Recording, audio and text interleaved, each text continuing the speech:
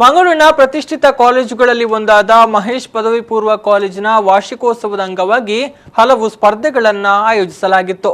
ಸ್ಪರ್ಧೆಯಲ್ಲಿ ವಿಜೇತರಾದವರಿಗೆ ಬಹುಮಾನ ವಿತರಣಾ ಸಮಾರಂಭವೂ ನಡೆಯಿತು.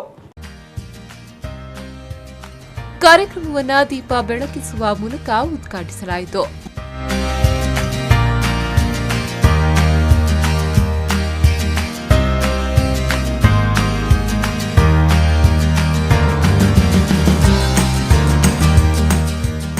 ಮುಖ್ಯ ಅತಿಥಿಗಳಾಗಿ ಕೋಸ್ಟಲ್ ವುಡ್ನ ನಟ ಆರ್ಜೆ ಪೃಥ್ವಿ ಅಂಬರ್ ಪಾಲ್ಗೊಂಡಿದ್ರು. ಈ ಸಂದರ್ಭದಲ್ಲಿ ಮಾತನಾಡಿದ ಅವರು, ಗೆಲ್ಲುವುದು ಮುಖ್ಯವಲ್ಲ, ಆದರೆ ಗೆಲ್ಲಲು ಪ್ರಯತ್ನಿಸುವುದು ಮುಖ್ಯವಾಗಿರುತ್ತದೆ. ಜೀವನದಲ್ಲಿ ಯಾವತ್ತೂ ಕಲಿಯುವ ಹಂತಗಳನ್ನ ಅಲ್ಲಿಗೆ ನಿಲ್ಲಿಸಬಾರದು ಎಂದರು. Winning is not important. Striving to win is important. Say if I had won in a dance competition in my college days, I wouldn't have won the reality show in ETV. That is because I had a strive for winning.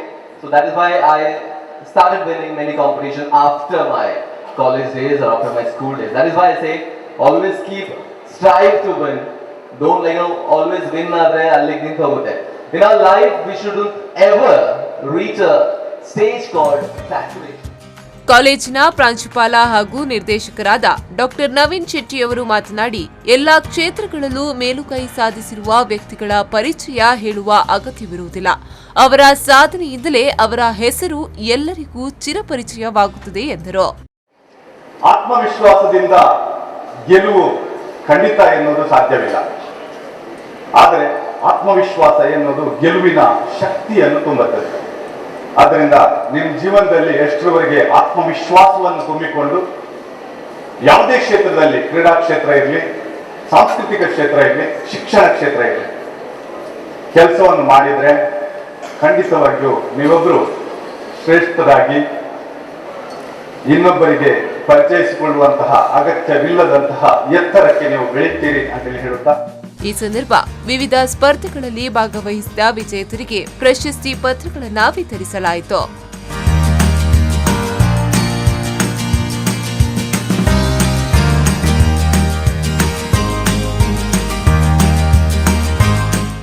ಕಾರ್ಯಕ್ರಮದಲ್ಲಿ ಕನ್ವೇನರ್ಗಳಾದ Ruben D'Souza, ಸ್ವಪ್ನ, staff secretary Yashasvini, ಐಶ್ವರ್ಯ ಕೇಶವ್ ಉಪಸ್ಥಿತರಿದ್ದರು. ಶರತ್ Salian, V4 News 24/7 Mangaluru.